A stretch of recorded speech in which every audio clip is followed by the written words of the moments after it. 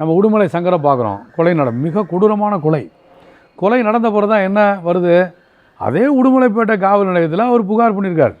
நான் சொல்கிறது முந்தைய புகாரில், இதுக்கு முன்னாடி ஒருவேளை அந்த புகாரில் சின்னசாமி கைது செய்யப்பட்டிருந்தால், சின்னசாமி மீது சட்ட ரீதியாக நடவடிக்கை எடுக்கப்பட்டிருந்தால் சங்கர் நிச்சயமாக கொலை செய்யப்பட்டிருக்க மாட்டார்.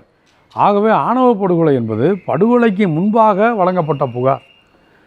எங்கெல்லாம் அவங்க புகார் பண்ணாங்க, அந்த திருமணம் எப்படி நடந்தது, அந்த திருமணத்தில் காவல்துறை என்ன தப்பு பண்ணுச்சு, பெற்றோரோடு நான் போக விரும்பலை, நான் இவரை தான் காதலிக்கிறேன், எங்கள் பெற்றோரை நான் வெறுக்கலை, என்னை வளர்த்தவங்க அவங்க, ஆனால் நான் இவரை என்னுடைய எதிர்கால வாழ்க்கை துணையாக நான் தேர்வு பண்ணுறேன், நான் எல்லாரையும் மதிக்க தான் விரும்புகிறேன், ஆனால் இவரோட நான் வாழ விரும்புகிறேன் என்று அவங்க சொல்கிறாங்க. போலீஸார் என்ன நடவடிக்கை எடுக்கிறாங்க, உடனடியாக நீதிமன்றம் தான் இதை முடிவு பண்ணணும் என்று. ஆனால் சட்டம் அப்படி சொல்லலை.